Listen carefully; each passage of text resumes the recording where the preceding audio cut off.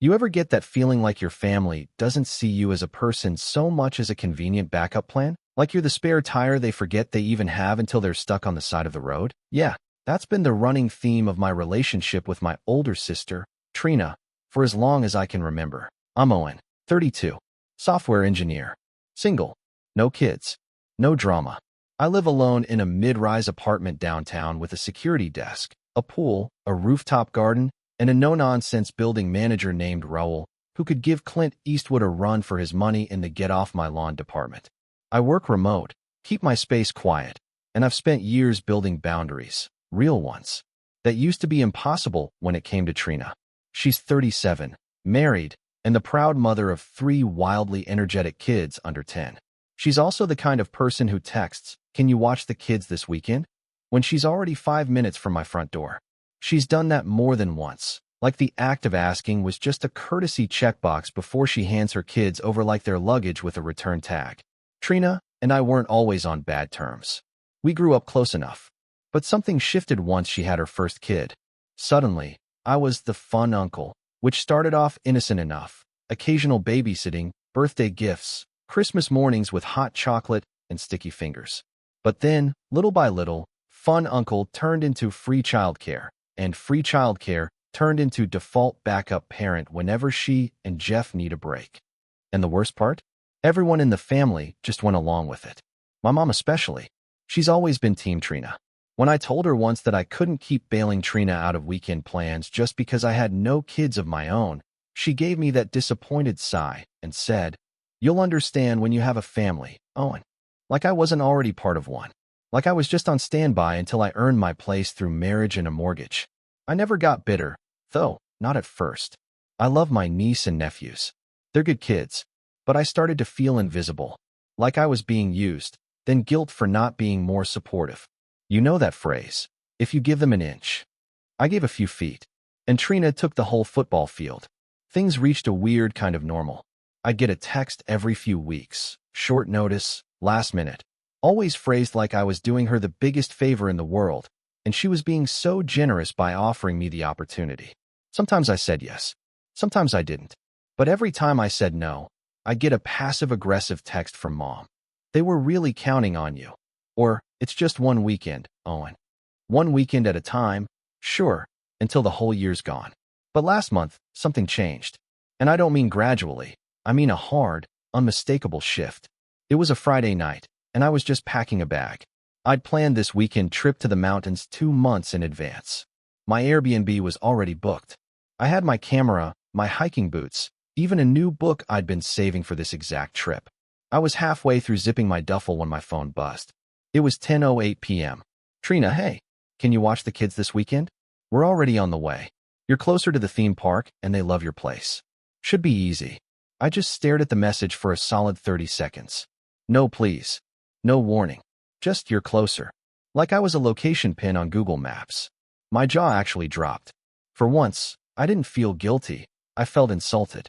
It was so casual, so presumptuous. And yeah, she said, "We're already on the way." As in, they were in motion. They hadn't even waited for a response. I replied, "I'm out of town this weekend." 2 minutes passed. "Trina, it's fine. Mom said she can let them in. The kids remember the door code. We'll be back Sunday night." I reread that message 3 times. That was the moment my stomach actually turned. She was telling me, not asking, that she'd drop off 3 kids at my apartment, while I wasn't even there, and my mom was just going to let them in. Like it was her house. Like my home, the place I pay for, the place I lock up when I leave town, was now some kind of unlicensed daycare drop zone, fully accessible via the passcode I'd once, stupidly, shared for emergencies. My blood pressure spiked. I could feel that cold little ripple of adrenaline under my skin. The kind you get not from fear, but from disbelief. Was this real? Was this actually happening? I called my mom. "Hey, Mom. Trina says you're letting the kids into my apartment." She didn't even hesitate. Well, she didn't want to cancel their weekend. The kids were really excited about the water park nearby. And you said yourself they love your place. "I'm not home," I said slowly. "I'm leaving town." "They're kids, Owen," she replied, like I'd just objected to puppies being happy. "You're not using the apartment this weekend, so what's the harm?" I actually sat down. What's the harm? I don't want people in my apartment when I'm not there. That's the harm. She sighed, that long, weary kind of sigh that always made me feel like a burden growing up. You're overreacting. It's just Trina and the kids. It's family. I didn't say they could come in. I didn't say they could stay. They won't make a mess. You know Trina's responsible. I almost laughed at that part. Mom. No. Do not give them the code. Don't let anyone in. Then maybe you shouldn't have shared it in the first place, she said, her voice icing over. I hung up, not proud of it. But if I didn't, I might have said something I couldn't take back. So I sat there, staring at the blank wall, letting the silence soak in. And then I stood up, grabbed my phone again, and called Raul at the front desk. Hey Raul, this is Owen in 5C. I need to make a quick update to my guest list. He didn't ask questions. He just said, go ahead. I revoked access for Trina, for Mom, deleted the emergency code entirely, and I left a message with Raul to post at the front desk, in case anyone showed up asking to be let in. All it said was, denied. And the next morning, well, that's where the Raul story begins. I didn't sleep much that night. I tossed and turned in bed, my duffel bag packed and ready at the foot, while my brain just wouldn't shut up. The gall of it, the arrogance, the sheer, mind-numbing entitlement of thinking she could drop her kids off at my place, when I wasn't even there, and just assume my mom would open the door like it was some kind of timeshare. It wasn't even about the kids. It was about control, about how little regard Trina and my mom had for my time, my space, and honestly, my existence outside of being the family utility man. At 7 a.m., I was already at the edge of the highway, my rental SUV humming beneath me, caffeine in hand, audiobook running just to drown out my spiraling thoughts. I figured I'd get a head start on the drive to the cabin, clear my head, shake it off. But by 8:03 a.m., my phone started buzzing. I didn't even have to look at the screen to know who it was. I ignored the first call, then the second. Then came the barrage of texts. Trina, we're here. Why can't I get in? Trina, front desk says there's a note. What's going on?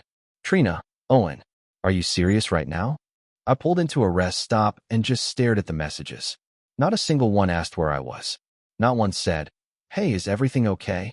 It was just her indignation, her confusion that something, anything, might not go according to her plan. Then came the call from Mom. I let it ring 4 times before I picked up. Owen, she said, voice sharp and accusing, like I'd committed some personal betrayal. Why would you do this? They're standing out front with luggage, snacks, sleeping bags. The kids are crying. They should go home, I said calmly. They drove an hour and a half. You didn't even tell anyone you were leaving town. Yes, I did, I said. I told Trina. Last night. But you didn't tell me, she snapped. You should have said something. You knew she needed you this weekend. I could have laughed. Mom, needed me for what? To babysit uninvited. Oh, don't be dramatic. She had tickets, non-refundable, and she's been so stressed lately with Jeff's work and the house repairs.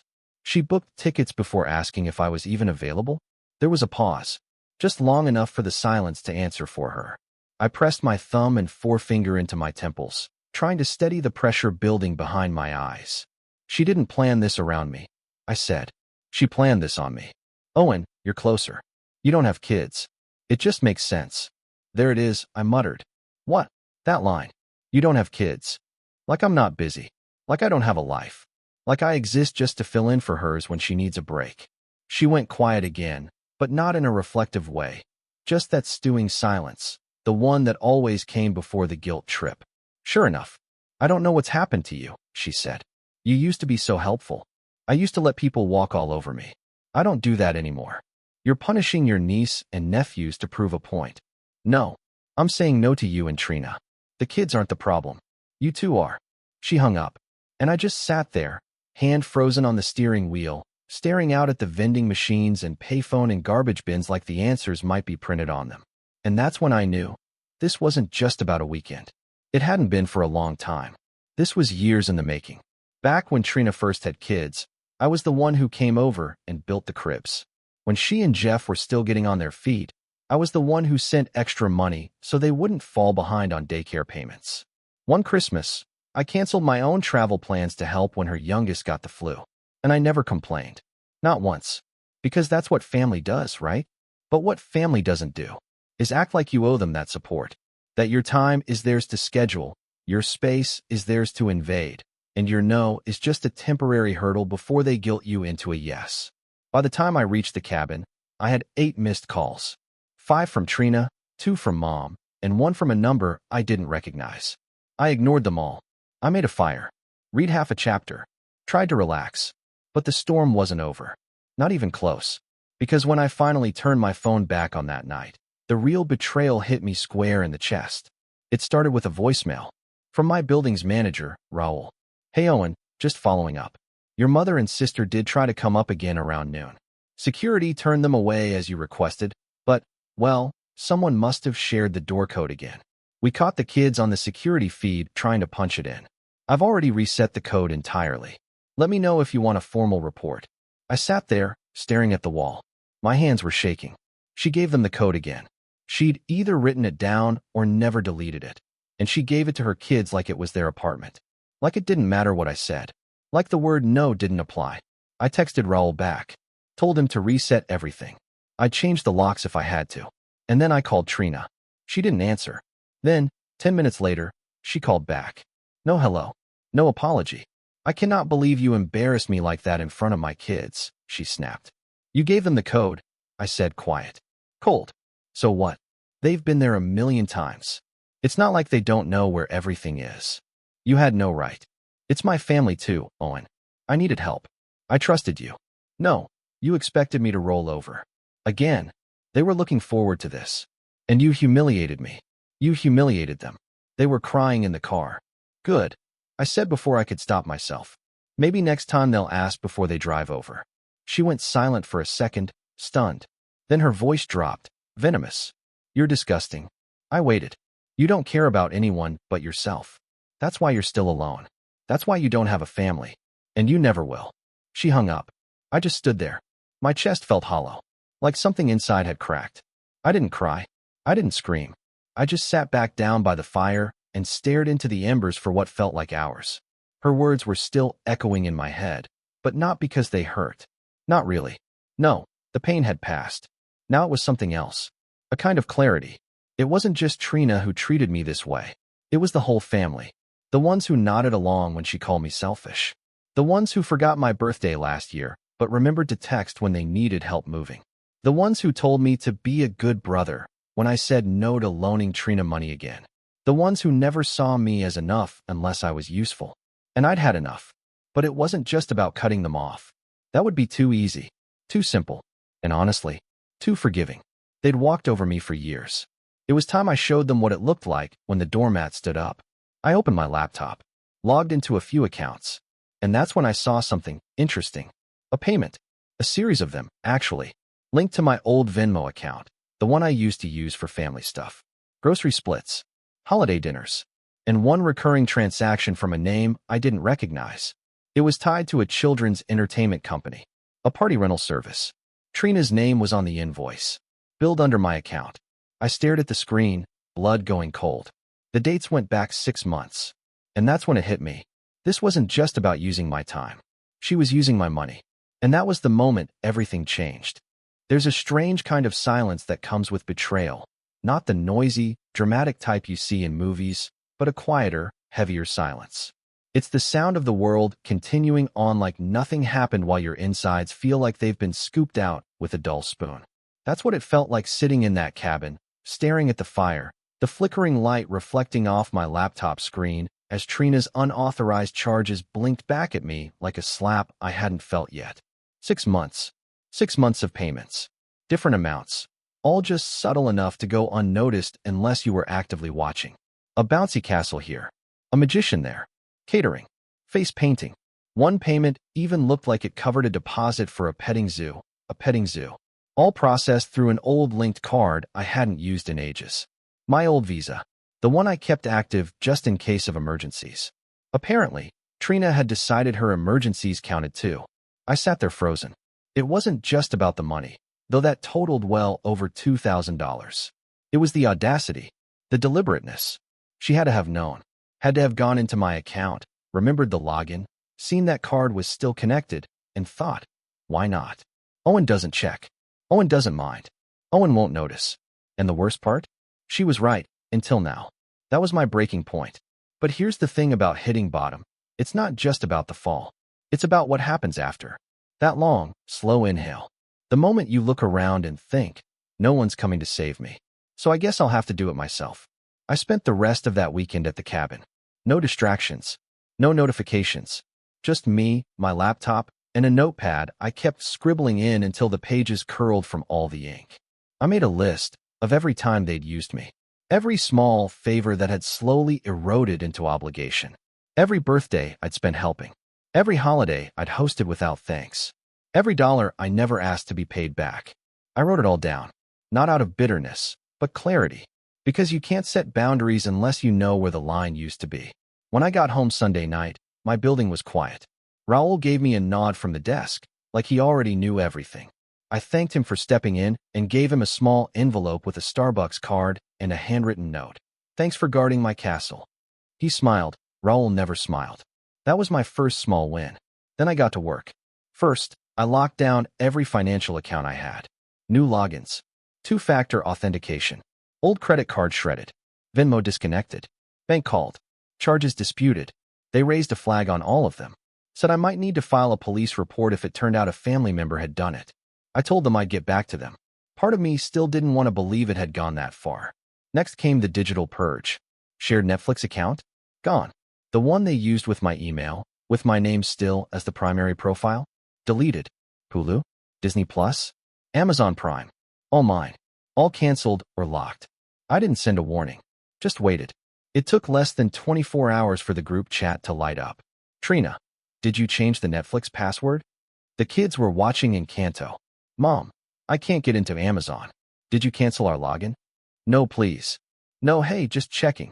Just outrage. I ignored them. Instead, I poured my energy into something else, myself.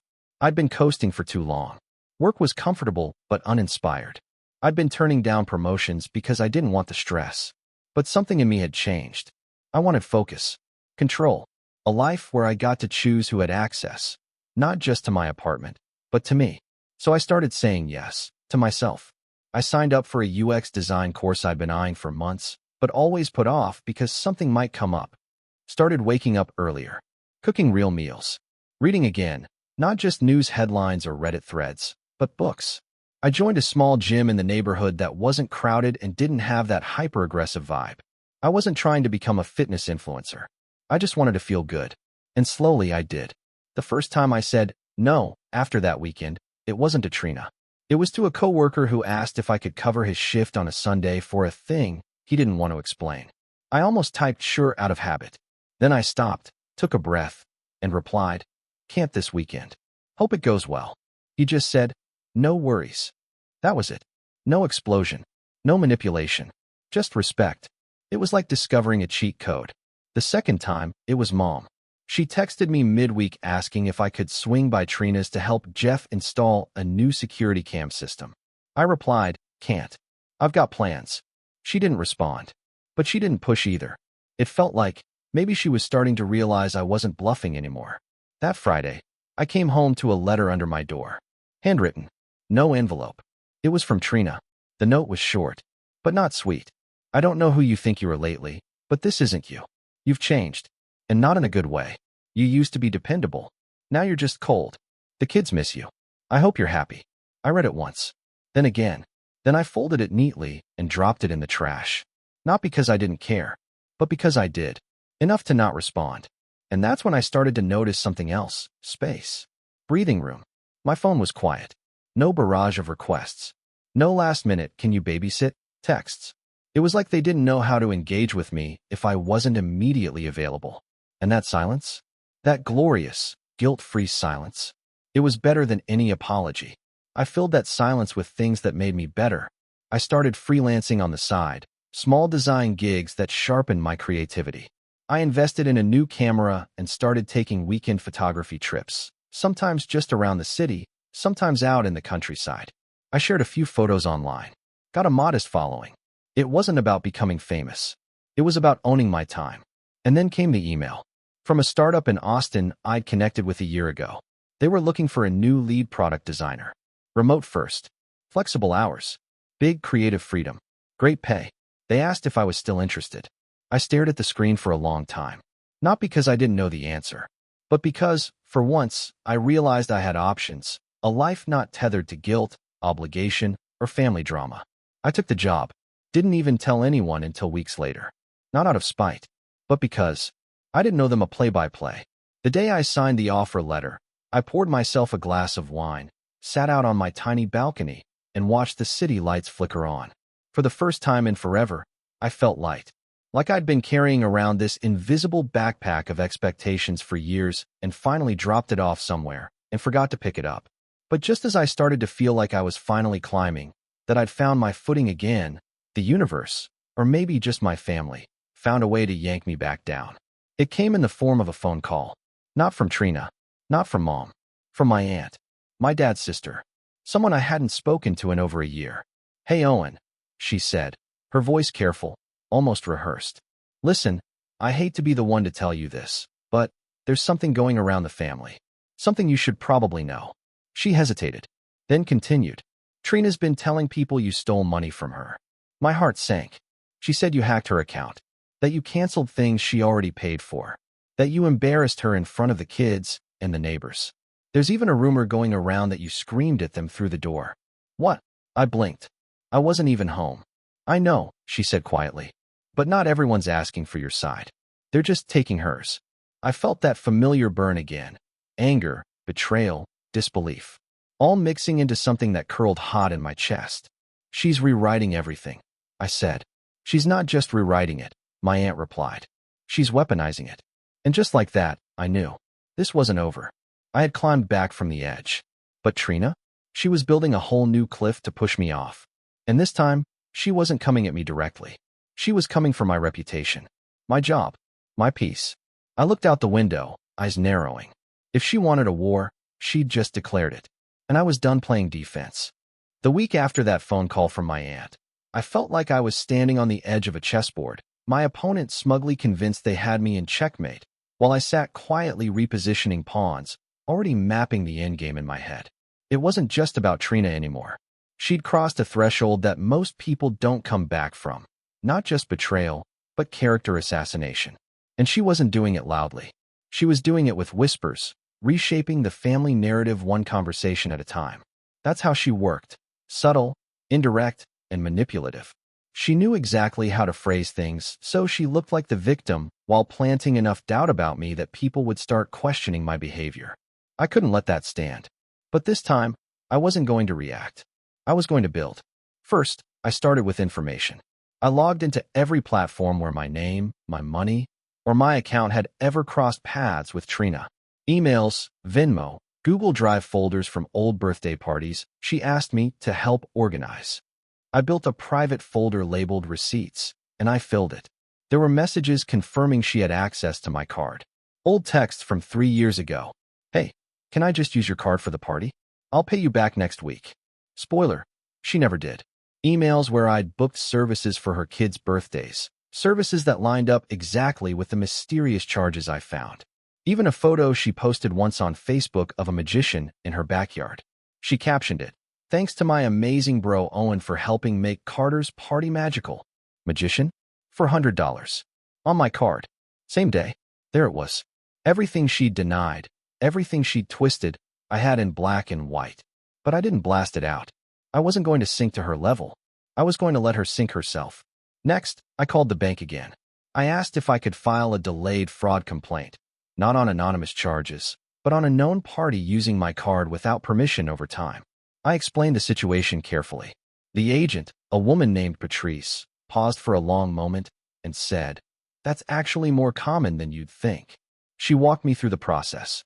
They flagged the old card permanently, issued a fraud claim for the past 6 months, and told me I might need to make a police report to fully back it up. That part stuck with me, a police report. I wasn't ready to cross that line, but I kept it in my back pocket. In the meantime, I made another call, this one to a friend from college, Jordan, who now worked in PR for a nonprofit. He had a knack for navigating messy internal politics and family drama. I hadn't spoken to him in months, but when I explained what was going on, he said something I didn't expect. "You need to control your narrative." I blinked. "What?" People are hearing her version of the story. You don't have to go public or start drama, but you need your side of the story somewhere. Otherwise, you're just a rumor people forgot to verify. It made sense. So I did something that felt slightly out of character, but incredibly freeing. I wrote a letter.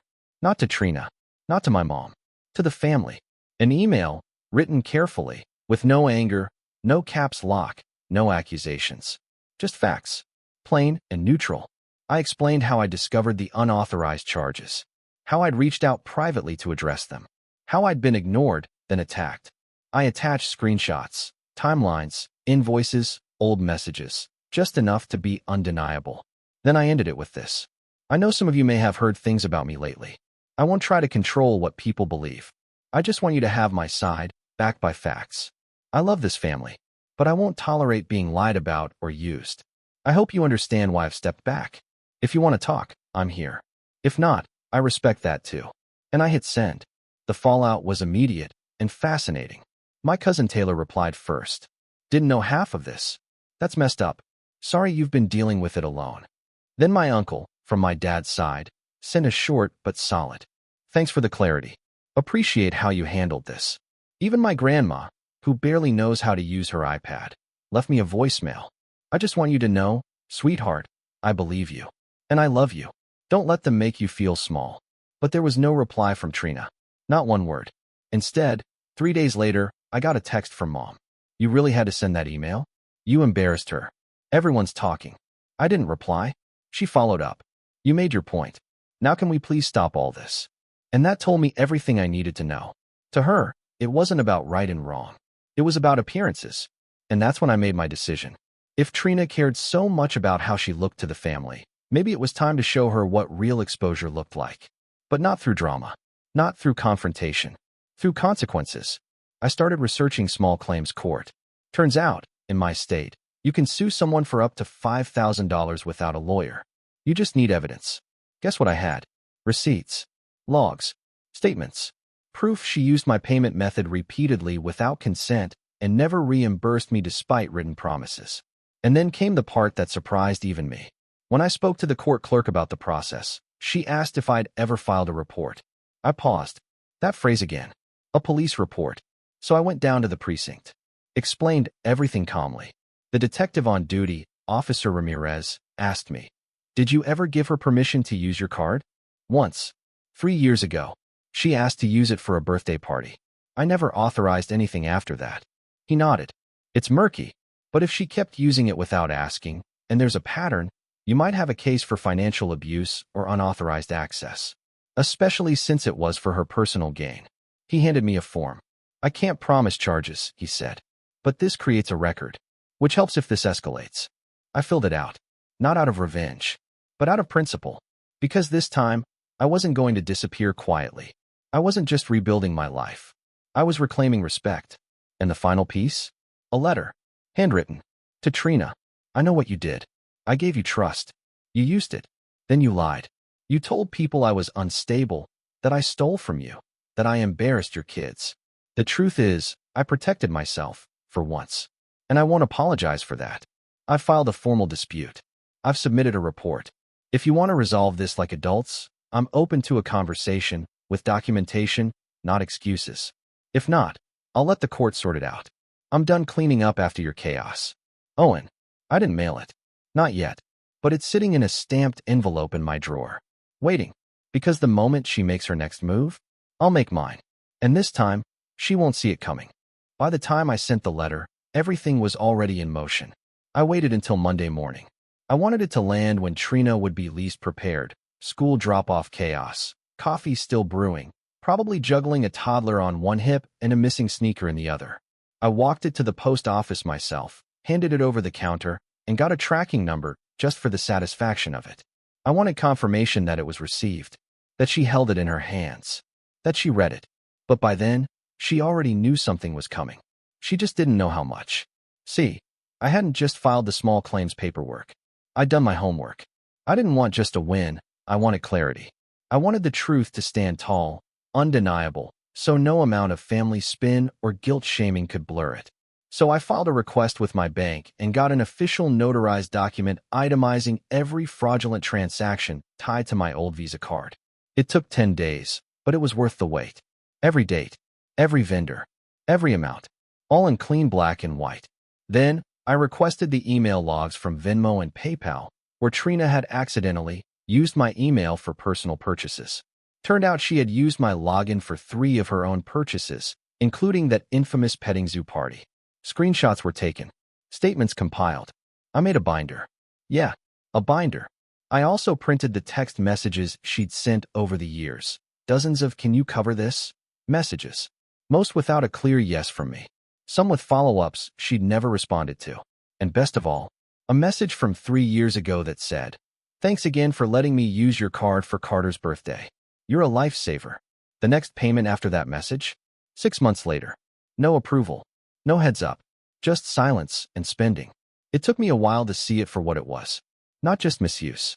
Entitlement. She believed I owed her. But I don't owe her anything. Once the court date was finalized, I didn't say a word. Not to her. Not to Mom. Not to anyone. I just waited. The email confirmation hit my inbox on a Wednesday. Small claims court hearing, confirmed. April 12th, room 206. 10 a.m. The next morning, I got a call from my mom. I didn't answer. Then came the voicemail. "Owen, Trina's upset. She said she got a notice about some hearing. She's saying you're trying to sue her. Please call me back. Let's not do this. It's gone too far. Too far." They always say that after the damage is done. I didn't respond. I let the silence speak. 3 days later, I got another call. Not from Mom. From Trina herself. This time, I answered. She didn't scream. She didn't cry. She was cold. Controlled. "Are you really doing this?" "I already did," I said. "You're dragging this into court. You want to humiliate me. I want accountability. You could have just talked to me." I didn't laugh. I didn't need to. I tried. For years. There was a pause. Then, in a lower voice. "You know this will mess up my taxes, right? The bank already flagged my account. They're investigating the charges." "I know." Another beat of silence. Then she asked, "What do you want?" I let that sit for a while. Let her feel the weight of it. The question she should have asked before using my card. Before lying to our family. Before rewriting the story. "I want you to face the consequences," I said. "The way anyone else would. I have kids, Owen. You should have thought about that before using your brother like an ATM." Click. She hung up. And just like that, I knew there'd be no apology. No accountability.